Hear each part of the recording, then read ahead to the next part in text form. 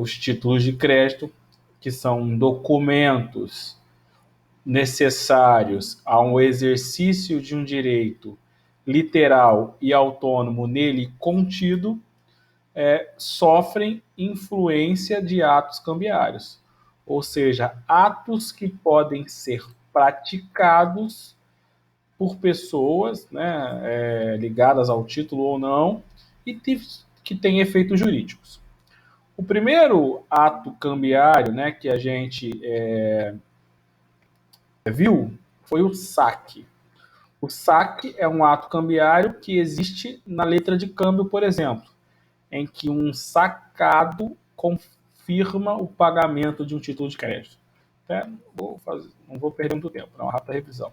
Então, o saque é um ato cambiário em que o sacado, né, aceita o título de crédito emitido por um sacador e torna-se, né, o devedor desse título, né, e passa o aceite, o aceite é o ato cambiário, corrigindo, né? O aceite é o ato cambiário em que o aceitante, né, o sacado, que uma vez aceito se torna aceitante, se torna o devedor do título. O saque é outro ato cambiário, tem razão, só que eu troquei o nome. O saque é o ato de criar o título de crédito. É outra coisa. Então, o título de crédito ele é criado através de um ato chamado de saque, e se for uma ordem de pagamento, ele poderá ser aceito, que é um outro ato cambiário, que é o aceite. Já vimos, né? Só uma rapidinha revisão. E aí depois vimos que o aceite pode ser total ou parcial, o efeito aceite total, o efeito parcial. Vimos que o aceite pode ser, né? Já vimos o total parcial, depois passamos a falar do endosso. O endosso é um outro ato cambiário. O título de crédito, ele, né, uma das características ou um dos atributos do título de crédito é a circulação. O título pode circular. A circulação do título de crédito acontece, né, de duas formas. Se o título for nominal, né, ele vai exigir um ato cambiário chamado de endosso. Se o título for, né, ao portador, basta a entrega do título, ou seja, a mera tradição, a simples tradição. Entrega o título, eu estou transferindo a titularidade, né, a propriedade daquele documento, certo? Agora, se o título for nominal, é necessário praticar um ato cambiário chamado de aceite. Então, aceite é o ato cambiário de transmissão da titularidade do título de crédito e de todos os direitos a ele inerentes. Vimos também, né, que o aceite, né, não pode ser parcial. O endosso não pode ser parcial, ao contrário do aceite que poderia, né?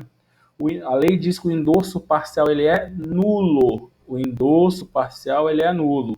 Por quê? Porque eu não posso transferir parte do título. Ou eu transfiro tudo, ou eu não transfiro nada, né? Se eu transferir parte, isso não tem valor jurídico, isso é nulo.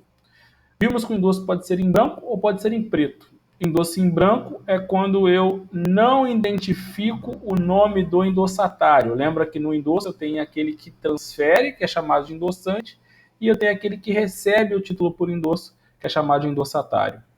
No endosso em branco, eu apenas transfiro, né, sem identificar o endossatário. E no endosso em preto, eu identifico o endossatário. Como é que eu pratico o endosso? Com a assinatura do endossante no verso do título, em regra. Posso assinar no anverso, posso, desde que eu identifique o ato. Certo? Então, a forma, né, de praticar o endosso é através da assinatura.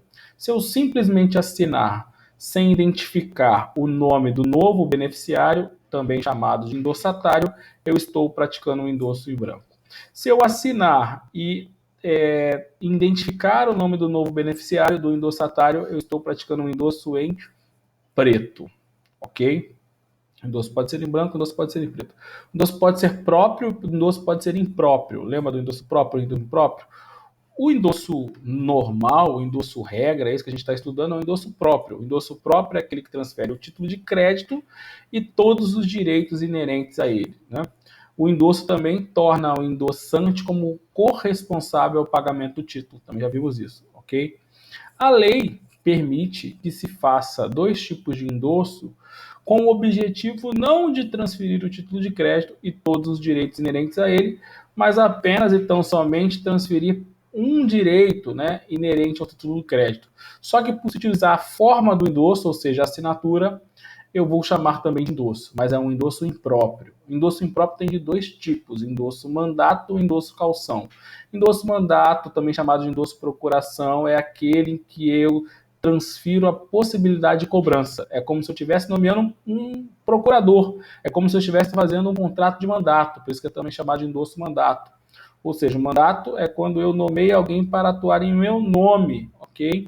Então imagina, você é comerciante, você quer viajar por um ano e alguém quer cobrar em seu lugar. Ao invés de você fazer um contrato, um instrumento de procuração, você no próprio título faz isso diretamente.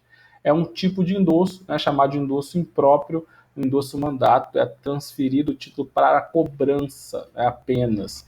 Ele age em nome do endossante mandatário, ok? E o outro tipo de endosso é o endosso calção, é quando você transfere o título a título de garantia, ou seja, você pega um empréstimo e dá aquele título para a pessoa segurar como forma de pagamento. Então são duas hipóteses permissivas, né, ou possíveis em lei, de uma forma especial ou imprópria de endosso que existe. Tá? Rapidinho, vamos avançar, né? Já vimos isso.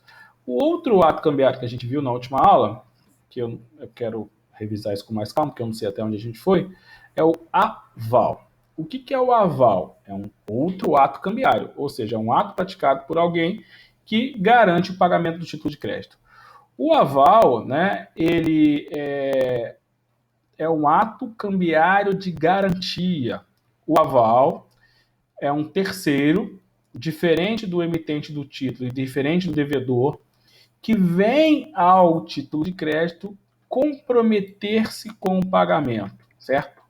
Quem presta o aval é chamado de avalista e quem recebe o aval é chamado de avalizado, certo?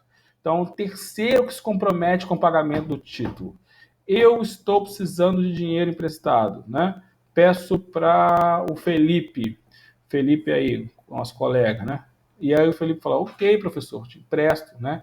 Me dê um título de crédito. Posso fazer uma nota promissória. Só que o Felipe fala assim, só que se você não pagar, né? Eu sei que você não tem patrimônio, então você vai ter que conseguir um avalista, um garantidor, uma outra pessoa que também, pessoalmente, o aval é uma garantia pessoal, se compromete a pagar o título. Então, a gente vai pensar em alguém aqui, né, da turma que tem a grana para poder, né, ser o aval. É óbvio que não vai aceitar se não for alguém que tenha grana, né? Quem que tem grana na sala? Diz aí, vocês que conhecem, se conhecem melhor. Pode ser avalista. Só não pode perder muito tempo. Felipe, 20%. 20% é taxa de juros, pô? Que isso, Felipe? Isso aí é pior que, né? Laísa. Laísa, é assim que fala? Laísa? Então, Laísa vai ser a nossa Vendedora avalista. da Casa Bahia, gente. O vendedora da Casa Bahia tem dinheiro aonde? Quem dera. Esse pessoal que mora em Chaperó lá, ó, que tem. Então, Laísa, você vai ser nossa avalista, ok? Porque você cumpre as suas obrigações, né? Então, por essa razão que a gente escolheu você. E o valor era pouco, Laís, era R$ 1.000. R$ 1.000 você tem condições de pagar, se não pagar, certo? Então eu emiti um título, por exemplo, uma nota promissória, certo? Me comprometendo a pagar para o Felipe os R$ 1.000 que ele me emprestou, né?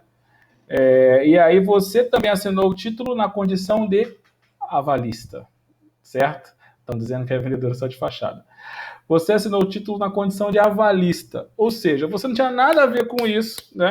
Eu brinco, né? É brincadeira, mas é o bucha, né? Você não tinha nada com isso, veio, né? Pegou dinheiro emprestado? Não. Emprestou dinheiro? Não. O que você tem com isso? Nada. Tu é minha amiga, né? Ou é o dono da empresa avalizando a empresa, certo? Você tinha alguma relação de amizade, de empresarial. Por que você avalizou? Não é outra discussão. O fato é que você assinou o título. O fato é que você assinou o título na condição de avalista. Como é que você faz isso? Assinando o título de crédito também, certo? Se comprometendo a pagar. O avalista é um garantidor. Como é que eu coloquei aqui para você? O aval é um ato cambiário de garantia. Ato cambiário de garantia.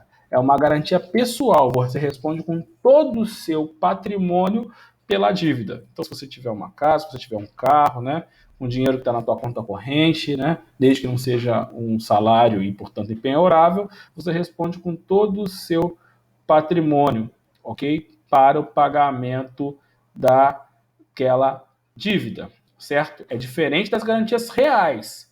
Lembra? Então eu posso exigir, por exemplo, exigir um bem meu móvel, né? Um celular, uma joia, né? Aí a gente faria um penhor, né? É outro tipo de garantia. Penhor é um contrato, né? Ela direito.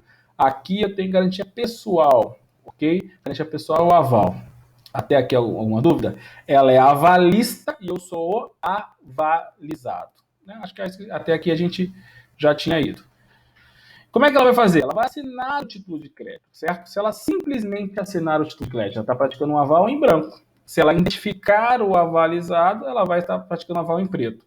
Quando só tem um devedor no título de crédito, não tem muito sentido, né? Ou nem necessidade de praticar um aval em preto. Agora, se houver mais de um devedor no título de crédito, aí há necessidade ou há importância de você identificar o avalizado. Né? Imagine que eu emiti a nota promissória para o Felipe, avalizada pela Laísa. Antes do vencimento, que era em 60 dias, o Felipe foi cobrado, né, sei lá, pela Maiara, e aí a Maiara fala assim, me pague, Felipe. Ele fala, dinheiro eu não tenho, mas eu tenho uma nota promissória, que é do professor, e tem, inclusive, avalizada pela Laísa. Você aceita? E ela vai lá e aceita.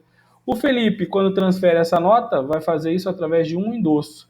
E o endosso torna o Felipe também um co-devedor, um corresponsável pelo pagamento. Então, perceba, a Laísa está me garantindo, e não a ele, certo? Então, por isso que é importante, muitas vezes, a aval em preto para poder identificar o avalizado, certo? Que mais? O avalista, né? Acho que eu também falei sobre isso. Ele é parecido com a fiança, na verdade. A fiança é uma outra garantia pessoal prevista lá no Código Civil. Parecido, não é igual, né? O aval é uma garantia pessoal prevista no direito cambiário, né? Nas leis especiais e no próprio Código Civil, naquela área que trata de direito cambiário, certo? Então, a fiança é um contrato, ok? Fiança é um contrato. E o aval? Ato cambiário. Aí você estudou lá, né, nos primeiros períodos da faculdade, a diferença entre contrato e ato jurídico, né? Ato cambiário é um ato jurídico, certo? Qual a diferença entre contrato e ato jurídico? Um contrato, duas ou mais pessoas vão assinar, na é verdade? E o ato jurídico, basta uma pessoa assinar, né, ou praticar o ato, já tem efeitos jurídicos. É isso? Então, fiança é um contrato, aval é um ato cambiário. Que mais, né? Em semelhança, fiança e o aval são garantias pessoais. Garantia pessoal também é chamada de garantia fidejussória. Já ouviu falar esse termo, né? É importante esses nomes aí diferentes, né? O que é uma garantia fidejussória, né? Fidejussória é de fidúcia. Fidúcia é confiança, né? É pessoal, né? A garantia fidejussória é uma garantia pessoal, diferente de uma garantia real. Então, às vezes, o termo utilizado na prova é essa. É uma garantia fidejussória, é uma garantia subjetiva, é uma garantia de natureza pessoal, é tudo a mesma coisa, né? Garantia baseada na confiança. Diferente das garantias reais, baseadas na coisa, né? E não na pessoa, como eu já falei, tá? Que mais, né? O aval, ele é uma garantia autônoma. Um aval, uma vez prestado, ele não se vincula à sua origem. Então, eu posso morrer, não é isso? Que a Laísa, continua devendo. Pode declarar a minha relação nula, não importa o motivo, assinatura, a Laísa continua devendo. É uma relação autônoma. Na fiança é assim? Não. Na fiança, o fiador é uma garantia acessória. Anulando-se o contrato principal, não subsiste a garantia acessória. Você não estudou fiança direito civil, né? Se não lembra, é bom dar uma revisada, tá? Não existe o aval, diferente do que existe na fiança, o benefício de ordem, não é isso? A fiança, ela é uma garantia, né, uma responsabilidade o quê? Né, solidária. O fiador responde solidariamente pelo pagamento, né, o aval responde solidariamente pelo pagamento das dívidas junto com os demais co-obrigados. Né, é uma responsabilidade solidária do avalista. Enquanto a fiança, em regra, é uma responsabilidade o quê? Subsidiária.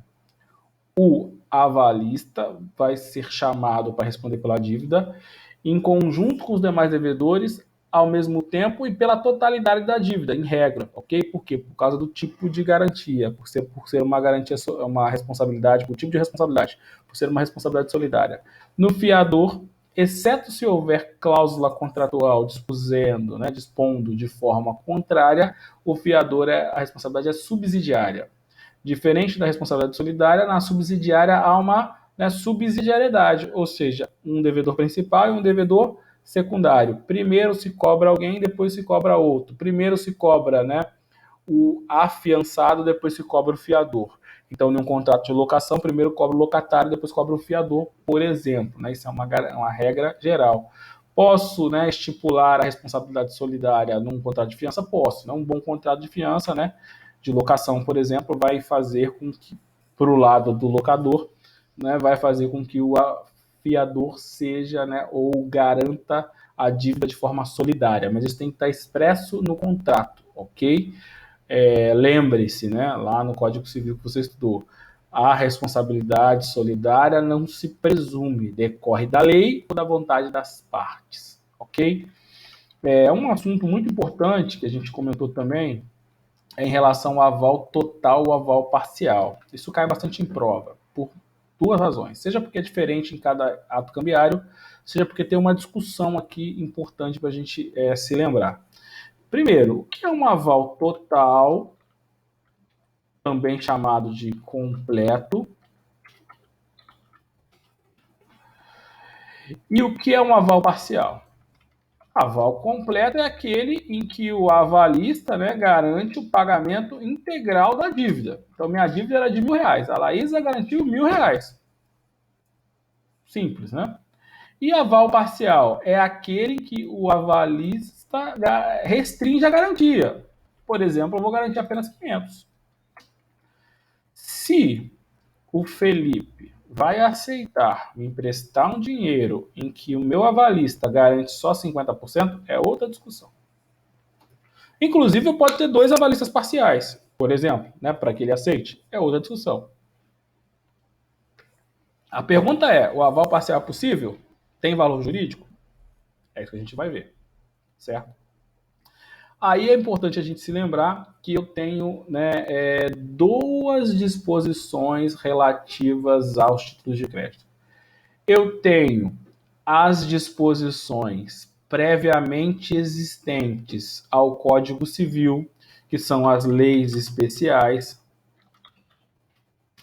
Então, para a nota promissória, que é o nosso caso em análise, e para a letra de câmbio, existe uma lei, na verdade um decreto, que é o 57663 de 66, que já falei, que é um tratado internacional que incorpora no Brasil a lei uniforme para todos os países que assinaram, sobre nota promissória e sobre letra de câmbio. Eu tenho uma lei 7357 de 85, salvo engano, que é a lei do cheque. Eu tenho uma lei de duplicata e todas elas regulamentam o aval parcial. Então, se você for para o decreto, coloca aí, decreto 57663, e vai, salvo engano, para o artigo 30.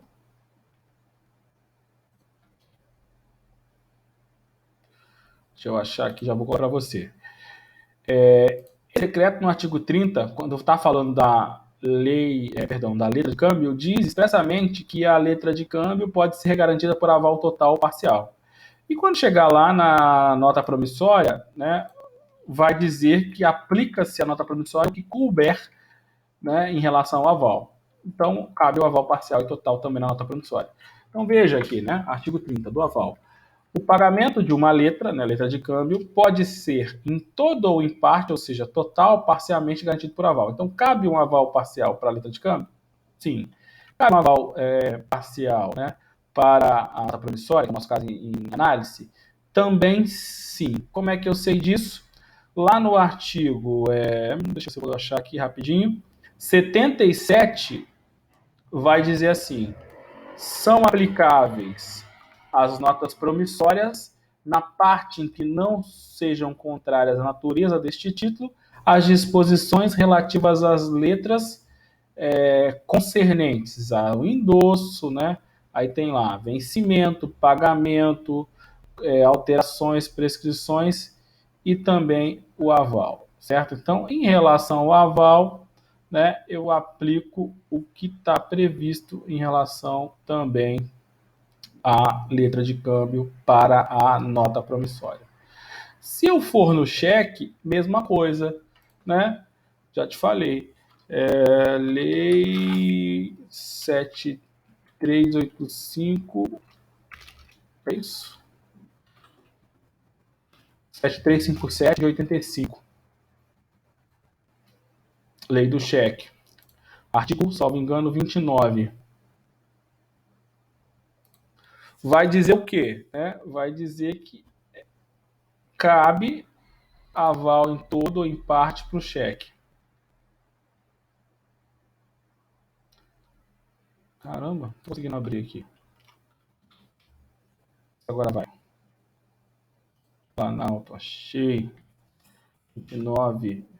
O pagamento do cheque, acho que eu falei na última aula, não falei? Só estou lembrando que isso aqui já foi dado. Vou avançar. O pagamento do cheque pode ser garantido em todo ou em parte por aval prestado por terceiro, exceto sacado no mesmo título signatário. O que nos interessa nesse momento é a primeira parte, ou seja, no cheque também pode ser aval parcial. Lei da duplicata, que é outro título próprio que a gente vai estudar.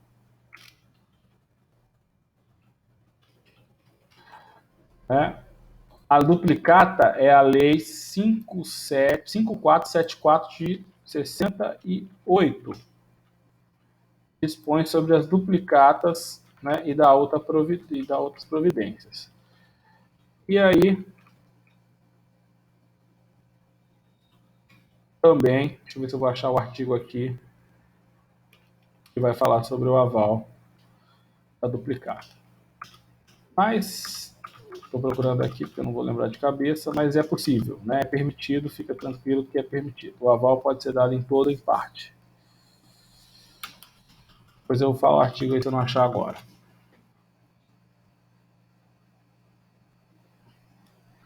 O que nos interessa? E aí, né?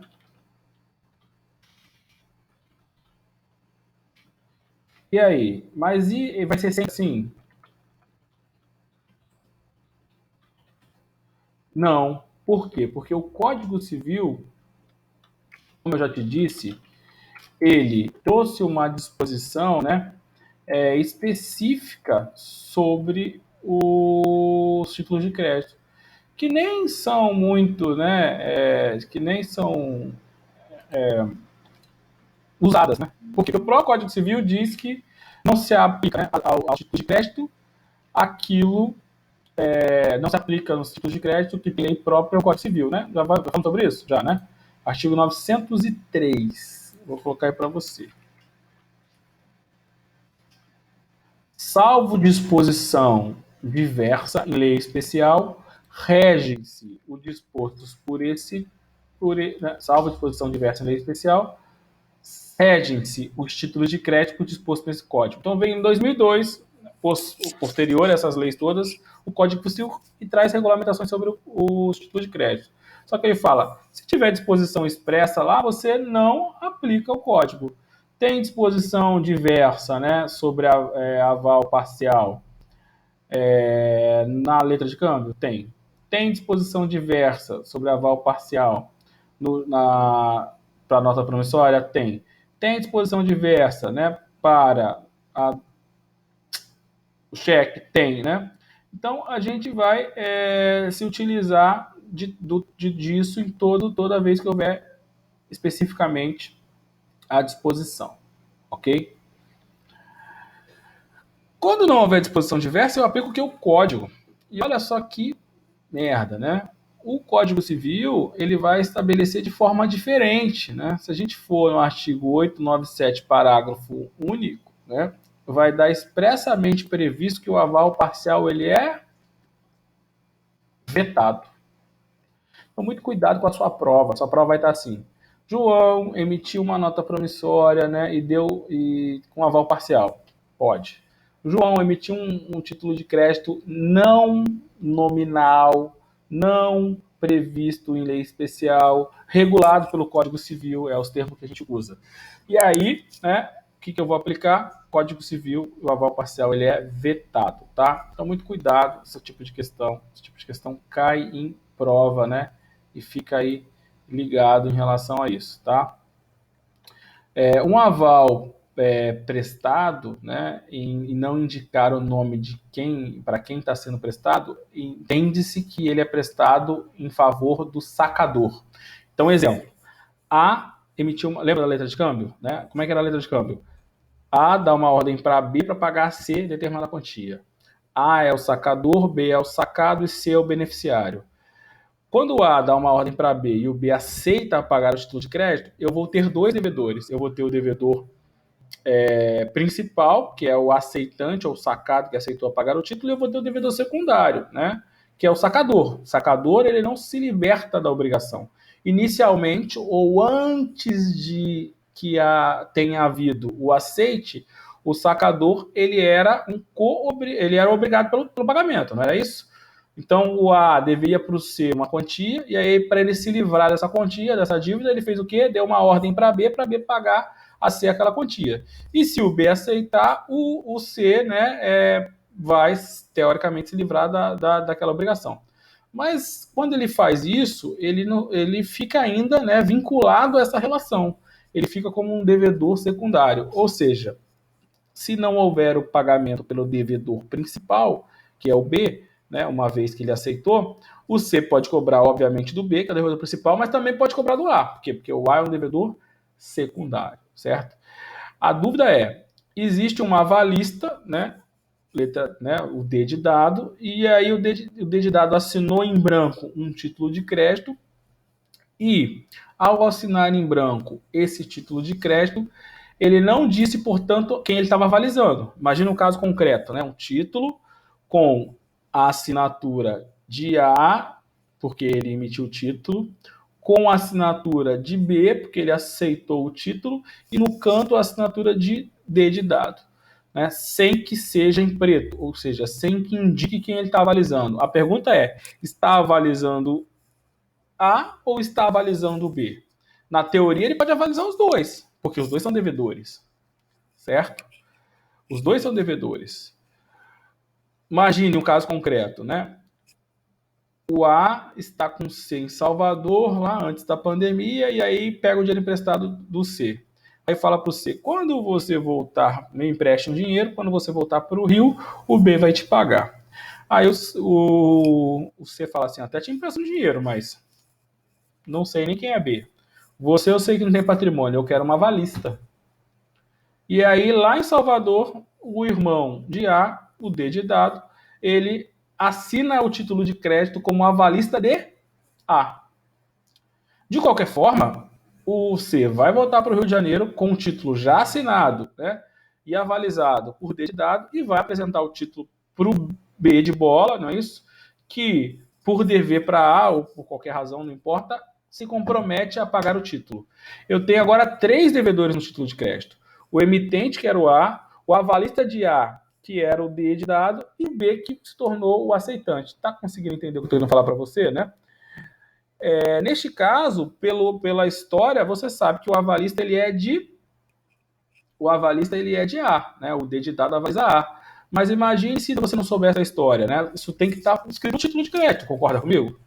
Então a lei diz, se não tiver escrito a assinatura de uma avalista, né, na letra de câmbio, né, ou da tela da nossa promissória, presume-se que é de quem, né? Presume que é do emitente do título, né? O aval em branco, né, ele é entendido como dado em favor do sacador. Ou seja, o aval em branco ele é entendido como se ele fosse dado em favor de quem emitiu o título de crédito, né, do primeiro devedor do título. É isso que eu quero que você perceba, ok? Então, pessoal, por que é importante isso? Porque dependendo de quem o avalista está avalizando, né, isso vai ter ações de regresso. Então, na prática, A emite um título para B para pagar C determinada quantia. A dá uma ordem para B para pagar C determinada quantia. Existe um avalista de A que é o D. Se na data de pagamento, né, o C vai cobrar o B não pagar, o C pode cobrar do B, e o C pode cobrar do A, e o C pode cobrar do D de dado. Concorda comigo? Então, o C distribuiu a ação de execução desse título executivo extrajudicial e colocou todo mundo no polo passivo como executado desse título, certo? Como réu, na verdade, o correto é executado. E aí, imagine que por uma sorte, não importa a razão, quem pagou o título primeiro foi o B de bola. Se o B de bola pagou o título primeiro e ele era o devedor principal, morreu a obrigação, concorda comigo? Por quê? Porque não há mais, né, o que fazer. Ele pagou, acabou, né? Por quê? O B pagou, ele vai cobrar, né, do A de forma regressiva? Não. Vai cobrar do D de forma regressiva? Não. Por quê? Porque eles eram, né, corresponsáveis, obrigados legais, e não eram devedores principais. Se ao contrário, né, ao distribuir essa ação, o primeiro que foi citado e portanto, pagou o título foi o A ele é um devedor legal, né, um co-obrigado. Então, ele vai pagar, porque ele é responsável legal por isso, vai pagar a C, mas ele vai se subrogar nos direitos creditórios de C. E, portanto, ele vai poder entrar com uma ação de regresso em face de B de bola, certo? Ele pode entrar com uma ação de regresso em face de D de dado, né? Não. Por quê? Porque o D de dado garante o pagamento de uma dívida por ele, não o inverso, né? Então, ele não vai poder entrar contra D, mas vai poder entrar contra B de bola, certo? Porque ele paga o C e pode cobrar do devedor principal. Se não, um terceiro exemplo, né? Quem pagou foi o D de dado. Ok? Por quê? Porque ele foi o primeiro a ser citado, não importa o motivo, certo? Então, ele paga a C e aí ele pode cobrar do A, que foi quem ele comprometeu a pagar, certo? E também pode cobrar do B de bola. Percebeu? Então, por isso que é importante eu saber, porque depois eu tenho que ver quem responde quem pode entrar com ação de regresso quem. Então, assim, isso é bem complexo. Mas não se preocupe, a gente vai voltar nesses exemplos, né, de quem pagou, quem não pagou, quem ação de regresso, em outro momento novamente. Não se preocupe, porque eu preciso que você, né, saiba que é importante eu saber quem é o avalista de quem, e você saiba que se um aval for dado e não indicar quem é, o aval, a lei presume que é dado em favor do sacador. No meu exemplo, a letra de câmbio sacador é o A, certo? No exemplo que eu emiti uma nota promissória para o Felipe, né, o sacador sou eu, né, da nota promissória, ok? No outro exemplo, tá? Então, isso é importante para a gente, né, deixar bem claro. O que mais, né?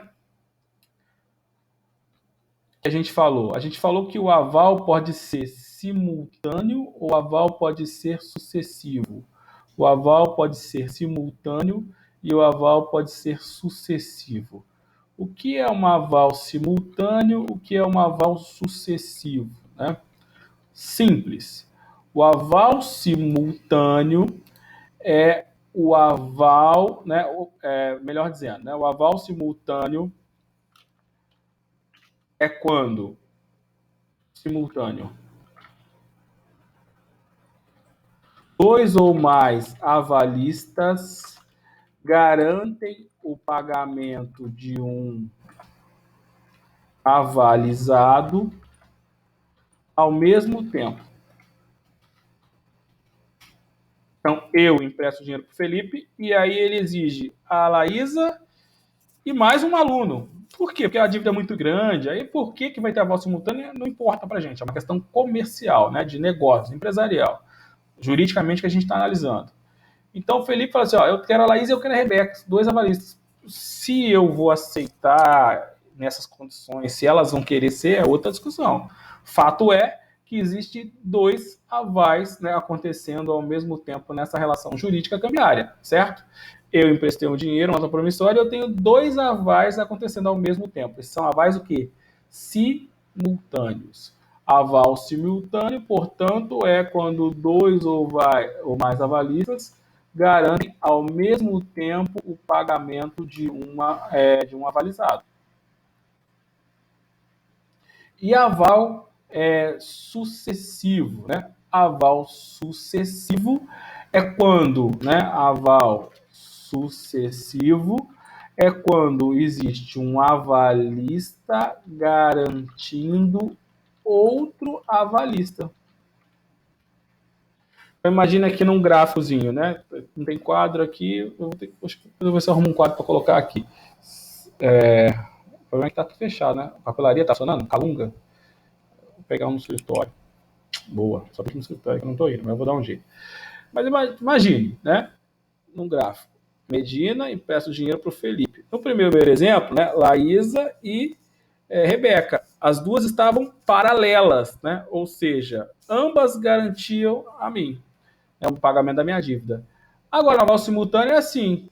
Alex promete pagar uma quantia para o Felipe.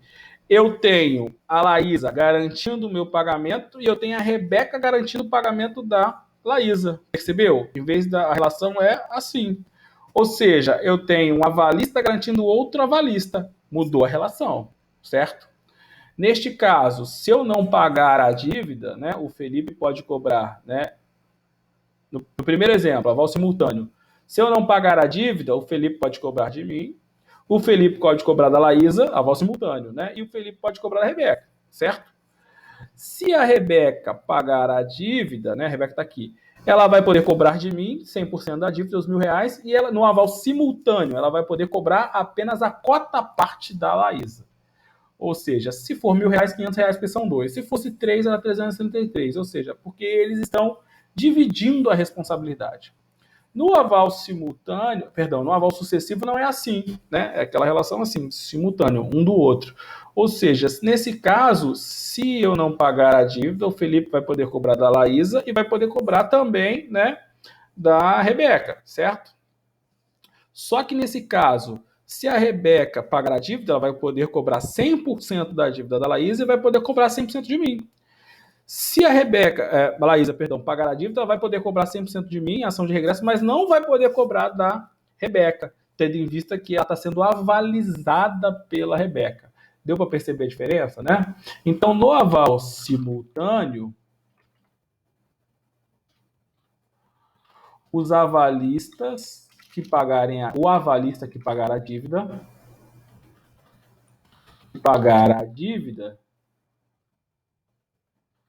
poderá cobrar integralmente do avalizado, por exemplo, sou eu, e proporcionalmente, né, ou a cota parte,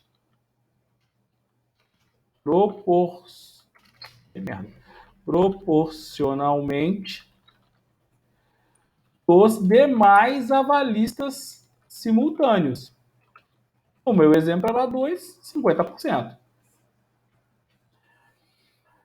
Já no aval sucessivo, o avalista que pagar a dívida vai poder cobrar integralmente do avalizado. Ponto.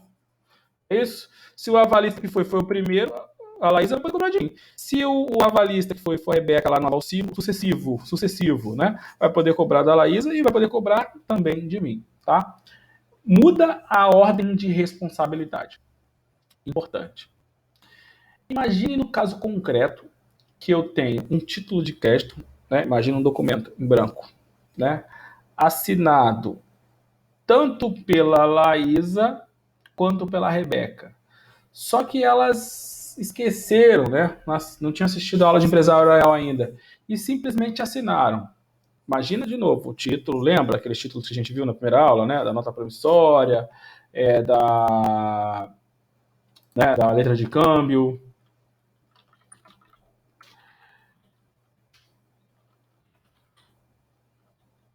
E aí você tem as assinaturas delas, né? E elas notificaram quem estava avalizando. Quando isso acontece, você consegue imaginar, né, que é possível que seja, né, tanto uma coisa quanto a outra, né? Essa discussão foi para a jurisprudência já, ou seja, né, um título de crédito com 2 avais e aí cada um ficou defendendo uma coisa. Então, para a Laísa, né, é melhor que seja um aval sucessivo ou é melhor que seja um aval simultâneo? Para a Laísa, é melhor que seja um aval simultâneo. Por quê? Porque se ela vir a pagar a dívida, ela pode cobrar a metade da Rebeca. Certo? Se eu não troquei os nomes, mas é isso. Rebeca. E para a Rebeca, que é melhor? Que seja um aval simultâneo ou que seja um aval sucessivo? Né? No meu exemplo, ela avalizando a Laísa. Melhor que seja aval sucessivo. Por quê? Porque se ela vir a pagar a dívida, ela vai poder cobrar 100% da dívida da Rebeca. Então isso foi para a justiça, né, há muitos anos atrás, e isso já foi debatido e o judiciário já disse, ó, se não disser que tipo de aval que é e tiver mais de um aval em branco, né, e superpostos, né, você vai aplicar a súmula do 189 do STF, acabou, né? Ou seja, já discutiu isso, já foi decidido. O que diz a súmula 189 do STF? Vou colocar aí para você. Os avais em brancos e superpostos, ou seja, dados ao mesmo tempo, consideram-se simultâneo e não sucessivo. Avais em brancos e superpostos consideram-se simultâneo e não sucessivo. Então acabou a discussão, né? Por quê? Porque você tem aí, né, um entendimento já aplicado na jurisprudência sobre o aval. Certo? Dúvidas? Dívidas? Eu não sei se até aqui eu já tinha falado tudo isso. Outro assunto, ainda, para finalizar o aval, que é bastante importante. Outorga uxória. Tu sabe o que é outorga uxória? Ou uxória, né? Depende aí da pronúncia. Tem algum professor de português aí para dizer qual é o correto? Outorga uxória, outorga uxória.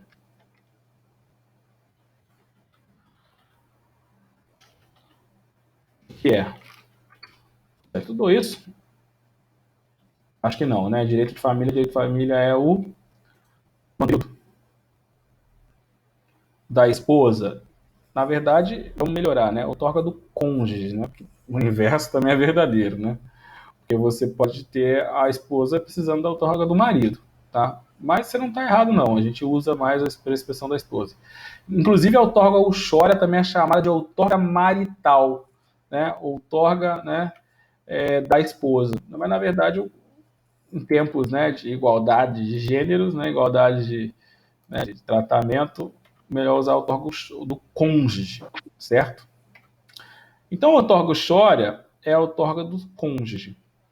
O Código Civil estabelece, no artigo 1647, a necessidade da autorização do cônjuge a depender do regime de casamento para que um dos cônjuges possa alienar, gravar de ônus reais, colocar, né, dispor de qualquer, né, de certo modo, do patrimônio em comum. Sabe aqueles filmes, né, que você assiste, dos americanos, né, estadunidenses principalmente, em que o marido chega em casa e fala assim, penhorei a nossa casa, não é isso? Normalmente o marido faz merda, né? Penhorei a nossa casa, né, e agora o banco está cobrando, e já viu essas paradas, né? No Brasil isso não funciona. No Brasil isso não pode acontecer. No Brasil isso não é permitido. Por quê? Porque aqui, para um cônjuge poder penhorar, né, entre aspas, né, penhora aqui até tá errado, porque não é penhora, seria uma hipoteca, né, penhora é direito real de bem imóvel, e a casa é bem imóvel. Mas isso não acontece, né, por quê? Porque aqui um cônjuge precisa da autorização do outro, certo?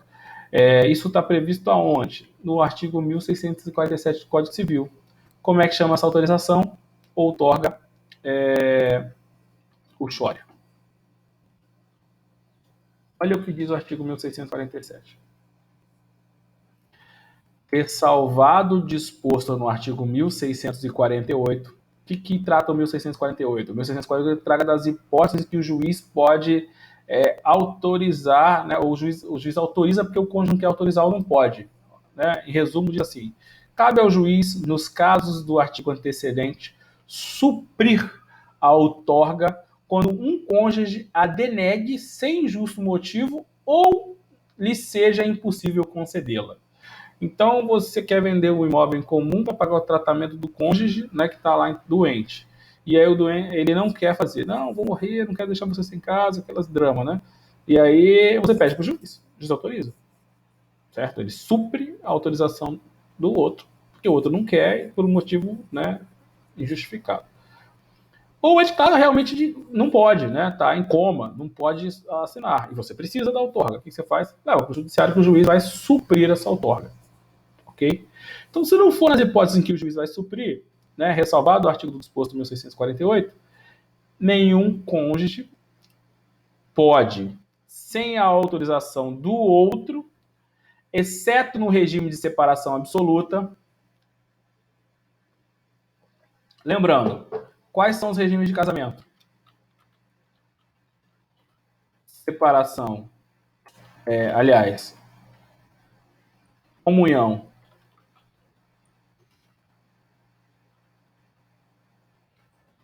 universal de bens, comunhão parcial de bens e participação. Esse daqui você não conhece, né? Ou pelo menos eu acho que não. Final dos aquestros e separação de bens. Vai estudar esse direito de família, né, com o professor lá, com mais propriedade que eu. Mas, em resumo, comunhão parcial de bens, todos os bens adquiridos antes e durante o casamento, né, comungam-se, né, são divididos, vão unir tudo. Nunca vi ninguém casar sobre esse regime, mas tudo bem, está lá na lei. Comunhão parcial de bens. Patrimônio adquirido na constância do casamento comunga-se, né? Aí tem algumas exceções lá, né? Aquele bem que já vem de anteriormente, aquele bem doado para um cônjuge só, sem a possibilidade de comunhão, né? Ou incomunicabilidade. Mas a regra geral é essa: comunhão parcial de bens. Está escrito errado aí, você já viu, né? Participação final dos aquestros. Só serve também para cair em prova, né? Menos usado que o primeiro comunhão universal de bens. Cada um tem o seu patrimônio, depois eles fazem um acerto. Só um divide. Tá? Aquestro é a mesma coisa que pacto antinupcial? Não. Eu posso casar sobre um regime desse e fazer o pacto. O pacto é a disposição que os nubentes, né, que eles vão casar, fazem. Então eu quero casar sobre o regime da comunhão parcial de bens, mas eu quero que um bem anterior se comunique, por exemplo. Aí seria um casamento, um comunhão parcial e pacto. Então, pacto é uma disposição que eu faço.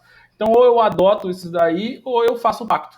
E se eu fizer o pacto, eu disponho sobre o patrimônio. E posso, inclusive, mexer, tá? Você vai se dar isso mais propriedade na mente. Mas, em resumo, o pacto é você dispor, né? Ou seja, você está alterando ali o que está previamente estabelecido pela lei. Ok? Eu crio o pacto. A participação final dos aquestos não é o pacto, já é um regime pré-estabelecido. Parabéns, isso aí, né? Quanto antes é melhor, até porque vocês já podem fazer aí no semestre que vem. Tem que se antecipar, parabéns.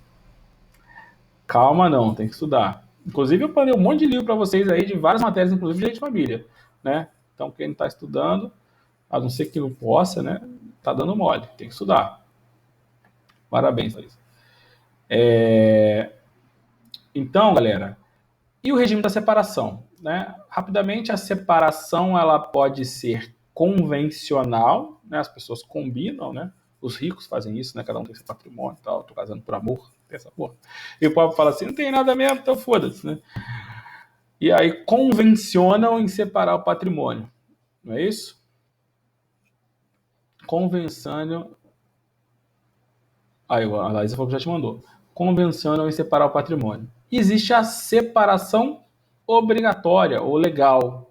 Então, aquele cônjuge, né, maior de 70 anos né? O Nubank, melhor dizendo, é o certo, né? Porque antes de casar é Nubank, depois cônjuge.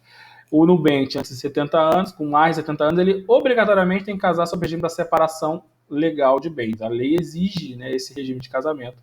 Você já viu isso? Então, exceto no regime da separação de bens, legal ou convencional, nos outros 3 regimes, né, exige-se a anuência do cônjuge, não é isso? A autorização do cônjuge para 1. Alienar ou gravar de ônus real os bens imóveis. E aí você tem que lembrar das aulas de direito civil, né? O que é alienar? Vender. O que é gravar? É ir lá na matrícula do imóvel e gravar, né? Então, quando você compra a casa lá, quando você pega o dinheiro emprestado na caixa e dá o imóvel em garantia, você está concedendo um direito real à Caixa e ela vai gravar aquele direito dela, né, que é a hipoteca, direito real em garantia, lá no bem imóvel. Como é que ela faz isso? Na matrícula do imóvel. Então vai ter uma linha lá, né? Quem já viu um RGI, já viu um RGI de imóvel, né? Tem várias linhas, né? Lá no RGI do imóvel, e uma das linhas vai ter justamente essa gravação. Alguém já viu um RGI de imóvel?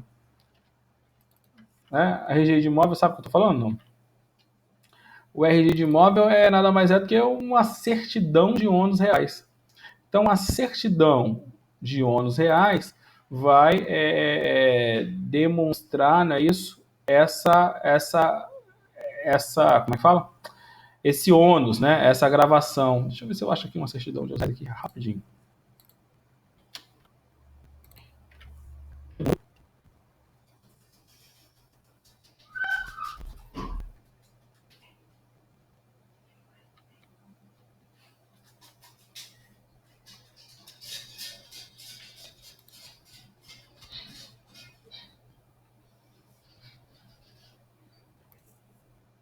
Já? Então é tranquilo, né? Aqui, ó, exatamente. Aqui não vamos perder muito tempo. Isso aqui é uma certidão de ônus reais.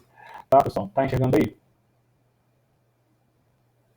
Fala, por favor. Não apareceu não, professor. Oi?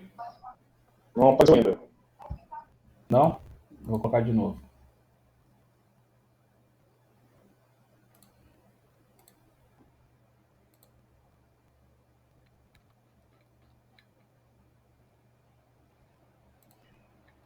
Apareceu?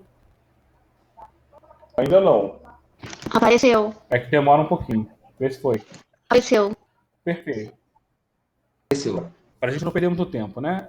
Você vai num cartório, no registro de Serviço Registral de Imóveis, no RGI, dá o nome, dá o endereço ou dá o número da matrícula do imóvel, tá aqui, né? Matrícula do imóvel ou o número, e pronto, ele vai tirar para você todo o histórico do imóvel, né?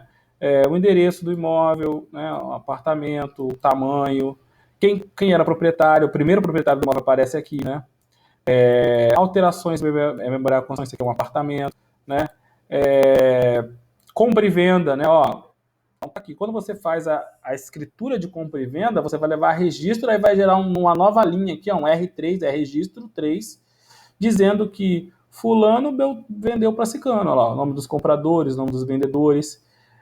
Os compradores aqui, nesse caso o Luiz, o que ele fez, né? Ele fez uma permuta, R4, outra matrícula lá. Então o Luiz transferiu para o adquirente aqui, que é, se eu não me engano, uma construtora, certo? Ou seja, tem várias informações. Esse RGI está desatualizado. Tem um mais atualizado aqui que tem o ônus. Nesse ônus aqui não foi feita uma hipoteca, foi feita uma alienação fiduciária, que você já estudou, né? Que é outro tipo de contrato, né, de transferência de propriedade. Então aqui, ó, o ônus aqui foi uma alienação fiduciária. Então, resumindo, poderia ser uma hipoteca, por exemplo, né, quando acontece lá na Caixa. Então, aparecer aqui, a hipoteca, credor hipotecário, vai aparecer a Caixa Econômica Federal, por exemplo, tá? Só para quem nunca viu aqui, rapidamente, como é uma certidão de ônus reais, tá? E aí, gravar o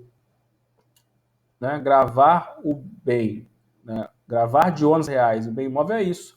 É levar lá no RGI aquele direito que foi concedido sobre imóvel. Quais são? Aí você já estudou direito civil. quais são, né, os direitos reais, né, de garantias que podem ser concedidos no bem. Depende do bem, né? Se for um bem imóvel, pode ser uma hipoteca, né? Pode ser, né, usufruto, pode ser alienação fiduciária. Então, são gravações que você faz do bem, né? E aí, para fazer isso, você precisa da autorização do cônjuge. 2. Pleitear como autor ou réu acerca desses bens. Então, se você comprar um imóvel na construtora, né, na planta, né, um imóvel da construtora na planta, você é casado, filho? Exceto se for pelo regime de comunhão, né, de separação absoluta de bens, absoluta é total, né, separação total de bens, você precisa entrar com a ação, né, com 2 autores, né. E a mesma coisa se você for réu, a construtora está cobrando de você a dívida, né, ou a Caixa. Tem que colocar os 2 no polo. Condomínio, né? Muito comum. Condomínio, assim, felizmente, né? Mas é bom para vocês ficarem ligados. Tem muito advogado ruim por aí, né? Ruim, antigo, né? Que não estuda, aquela coisa toda. Não estude. Muito. E aí vai entrar com a ação, cobrar o condomínio. Adivinha, né? Só cobra de um, esquece do outro. Só cobra do nome que, porque, assim, teoricamente, ele pega aquela dívida daquela administradora e tá o nome do João e esquece da Maria. Então, como é que eu sei quem é proprietário, né? E qual o regime de casamento daquele proprietário? Né? Através da certidão dos reais, porque vai estar lá quem é o proprietário e qual o regime de casamento. Por que eu preciso, né, do regime de casamento? Porque dependendo do regime de casamento, eu tenho que incluir o cônjuge. Tá aí, né? A lei exige. 3. Prestar fiança ou aval, né? Que é o que a gente vai falar agora que nos interessa. E fazer doação, né? Prestar fiança ou aval. Já vimos, né? A fiança e o aval são muito parecidos porque ambos são garantias, né? Então, o aval é uma garantia cambiária e a fiança é uma garantia contratual. Toda vez que um cônjuge for prestar fiança ou prestar aval, ele precisa, na literalidade do artigo 1647, da autorização do cônjuge. Isso foi muito discutido, isso foi levado à justiça. Por quê, né? Porque, e aí, eu aplico isso daí ou não aplico? Pô, professor, mas está literalmente escrito. Aplico ou não aplico? Aplico ou não aplico? Né? As legislações especiais não trazem, né, disposição sobre isso. E isso foi levado para a justiça. Por quê? Imagina, o caso concreto era uma mulher que teve, né, um bem penhorado, né, em comum do casal, e ela alegava que havia nulidade naquele aval, tendo em vista que o marido fez o aval sem a sua outorga, sem o seu consentimento, certo? Isso foi para a justiça, ok? Eu mandei esse acordo para vocês, não? Vou mandar hoje, né? Esse acordo é muito importante e é muito legal porque ele explica aí todo o direito, né? Essa discussão aqui que a gente está tendo. Então, o que se discutiu? Né? Tá bom, e aí? Né? Como é que fica, né? A necessidade de consentimento de um cônjuge? Precisa, não precisa? Aplica, não aplica? Vou compartilhar de novo com vocês. Preciso que você aguarde um minutinho e eu preciso que você me informe por áudio a hora que aparecer.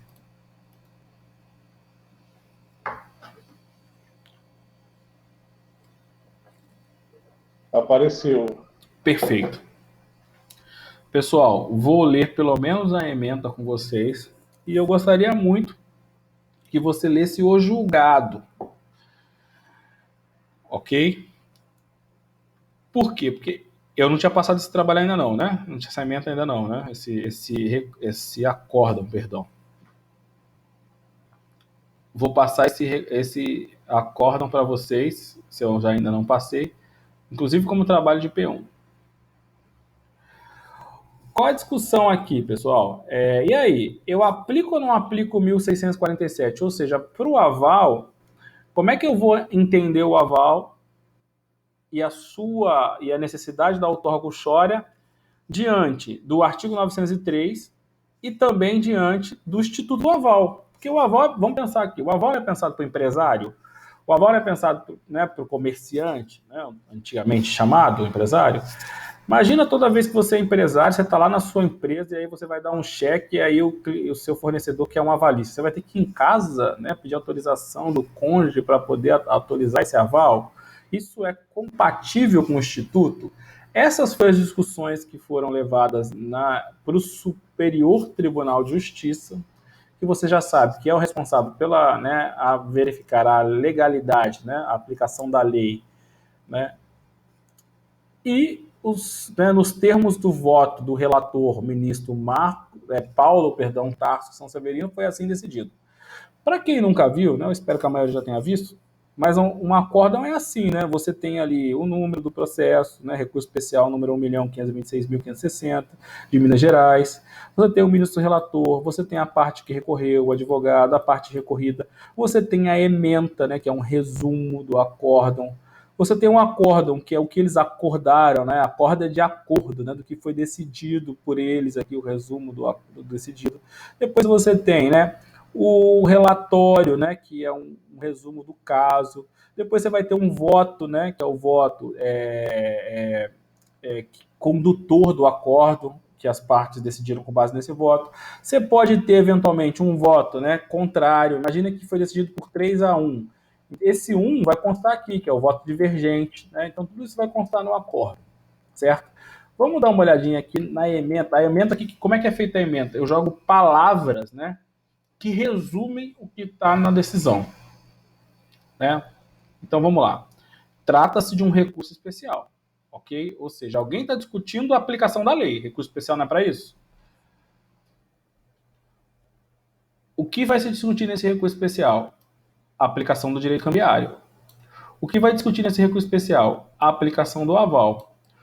O que vai discutir nesse recurso especial? A aplicação do aval e da outorga uxória, também chamada de outorga marital. O que vai discutir nesse recurso especial? Como é que eu vou interpretar, né, o aval, a outorga uxória, com base no artigo, né, prevista no artigo 1647 do Código Civil Brasileiro. Né? Normalmente a gente não usa isso, né? A gente fala só CC, né, ou CC/2002. CCB é Código Civil Brasileiro. À luz do artigo 903 do mesmo édito. Né? Para quem não sabe, édito é mesmo diploma legal. Ok? Então, eu vou aplicar o 1600... Como é que eu aplico o 1647, que fala da outorga uxória do aval, né? Com base no artigo 903, que diz que eu vou aplicar o Código Civil apenas naquilo que não tiver disposição especial. E ainda, em face à natureza secular do Instituto Cambiário, né? Na natureza de séculos, né? De tempo, né? Do Instituto Cambiário, do aval. Olha que interessante, né? Não é muito comum, mas é possível, né? O relator desse acórdão está dizendo que reviu a sua posição. Revisão do entendimento deste relator. Por quê? Porque ele entendia de um jeito, agora vai passar a entender de outro. O Código Civil estatuiu, né, estabeleceu, em seu artigo 1647, inciso 3, a gente acabou de ver, né? Como requisito de validade da fiança do aval, institutos bastante diversos, em que pese ontologicamente, né, na origem, constituam garantias pessoais, o consentimento do cônjuge do garantidor. Né? Então, o Código Civil, no 1647, disse que precisava, né, do consentimento do cônjuge do garantidor. Já vimos isso. Aqui nada de novo para você. Em relação a essa norma exige uma interpretação razoável. Esse é o resumo do que o relator disse. Sob pena de descaracterização do aval como típico instituto cambiário. Ou seja, se eu interpretar o 1647 de forma desarrazoável, de forma literal, o que eu vou fazer? Eu vou descaracterizar o aval. Porque o aval não é um instituto cambiário, não é um instituto do empresário. Né? Eu amarrar esse aval, eu vou amarrar o instituto. E pior, eu ainda vou reduzir a garantia dos avais que estão em curso. Ele fala isso no acordo. Item 3. A interpretação mais adequada com o referido instituto cambiário, a interpretação do artigo 1647, inciso 3, voltado a fomentar a garantia do pagamento dos títulos de crédito, a assegurar o comércio jurídico e, assim, o fomento da circulação de riquezas, é no sentido de limitar a incidência do 1647, inciso 3, do Código Civil, aos avais prestados aos títulos inominados, regrados pelo Código Civil, excluindo-se os títulos nominados regidos pelas leis especiais. Então, o que ele disse, né? Isso aqui é o cerne aqui do entendimento dele, né? Tá bom, o 1647 tem valor. Eu vou sim exigir o consentimento do cônjuge para o aval, mas só para aqueles títulos o quê, né? Não regulados, só aqueles títulos que não têm lei própria, melhor dizendo, né? Regulados por leis, né? Pelo Código Civil. Para os títulos nominados, né? Ou seja, que tem leis especiais, eu não vou aplicar o 1647. Tá? O que ele disse? Precedente específico da quarta turma. Esse aqui ele é da terceira turma, né? Esse ministro, e aqui foi decidido na terceira turma. Não sei se você já sabe, né? Lá no STJ, no STF, em todo tribunal, os ministros, os embargadores, né, eles se reúnem em turmas para poder decidir. Não vai reunir todos os embargadores ou todos os ministros de uma corte STJ, né? Se eu não me engano, são 33 ministros para decidir uma decisão, para decidir um caso concreto, né? Eles estão divididos em turmas. E, em algumas hipóteses, né, o plenário se reúne para algumas coisas específicas. A regra geral são alguns ministros apenas, ou seja, as turmas. Ele disse que essa decisão, né, o que ele falou aqui em cima, já tinha lá, né, ou já era um precedente da quarta turma. E que que houve alteração do entendimento deste relator e da terceira turma que ele compõe. Então, portanto, o recurso especial foi desprovido. Então, quem entrou lá nessa turma alegou o entendimento anterior da terceira turma, que não vai ser mais aplicado, porque eles passaram a adotar o entendimento da quarta turma. O que foi acordado, né? O acórdão é vistos e relatados esses autos em que são partes acima identificadas, decide a Igreja Terceira Turma do Superior Tribunal de Justiça, após o voto vista do senhor ministro Ricardo Vilas-Boas Cueva, por unanimidade, negar, né, provimento ao recurso especial nos termos do voto administrador, e aí tá lá e resume, né, quem votou de forma, né, e quem não participou, tá? Então aqui tá o cerne da questão. A ementa, que é o resumo da decisão, e como é que foi votado. E aí, como eu já falei, eu vou colocar esse relatório lá, esse acórdão lá no grupo, né, para você ler. Porque aqui é importante, porque explica novamente o que é aval, qual é a origem do aval, por que o aval não pode ser interpretado dessa forma, né? Vai falar um pouquinho do caso concreto, né? Vai explicar, né? O caso concreto é o relatório, né? Trata-se de recurso especial interposto por Maria Helena, com fundamento no inciso tal, com base nisso, com outra decisão. E depois vem o voto, né? Aí o voto vai falar novamente o que está no resumo, vai trazer, né, a história, né, do aval. Esse acordo é bem simples, né? Tem apenas 18 páginas. Tem acordo de 80, de 100, de 300 páginas, que são mais profundos. Ok? Ok? Ok. Galera, alguma dúvida até aqui? A gente finalizou o Instituto do Aval, tá? Eu quero antecipar, na medida dos possíveis, os trabalhos de P2. Então, eu vou passar 2 trabalhos. 20 questões da OAB. Pode ser do ENAD também. O que tu vai fazer? Vai me copiar, né, a pergunta e a resposta correta. Manuscrito. Fundamentar a resposta.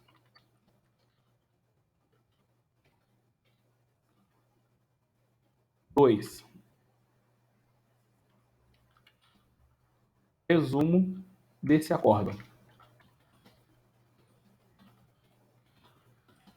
RE, 1.500.000 e... Vou jogar lá no grupo assim que acabar a aula. Esse resumo é pequenininho, né? Então, eu vou ver se eu faço pelo menos mais um trabalho pequenininho também para fazer 3, igual a gente fez.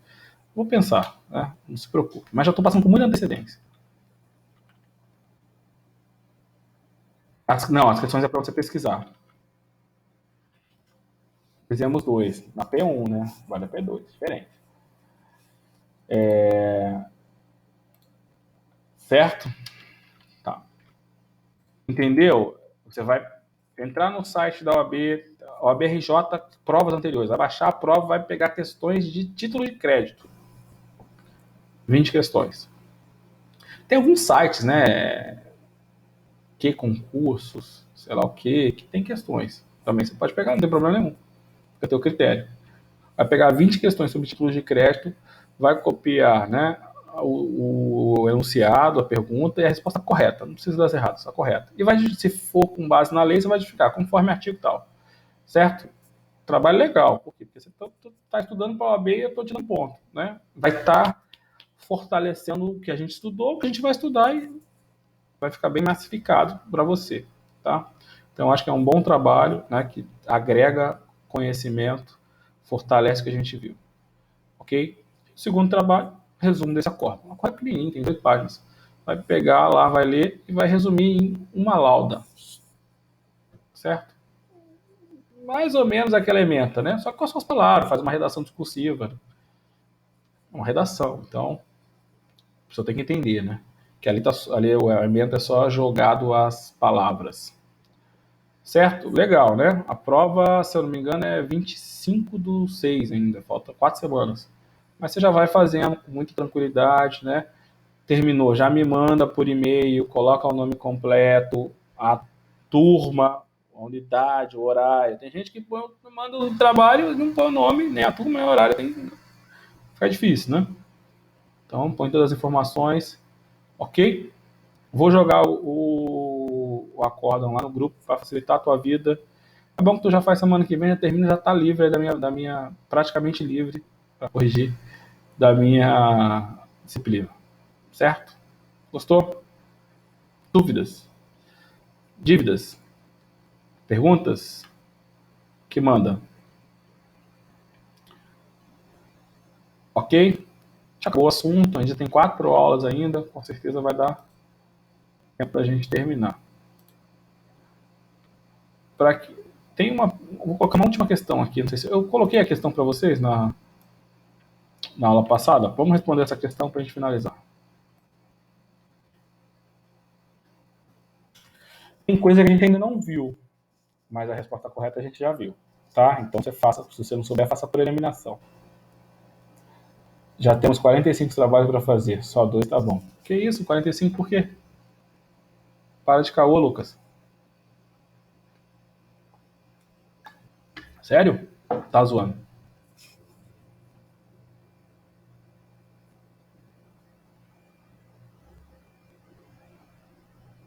Ah. Tá zoando, pô. E aí? Mais 1 minuto, hein? Tá fazendo?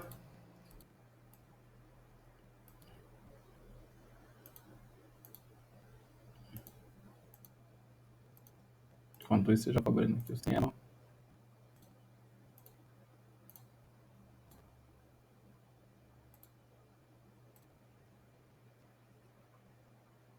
C. Molezinha, né? Correto. Resposta número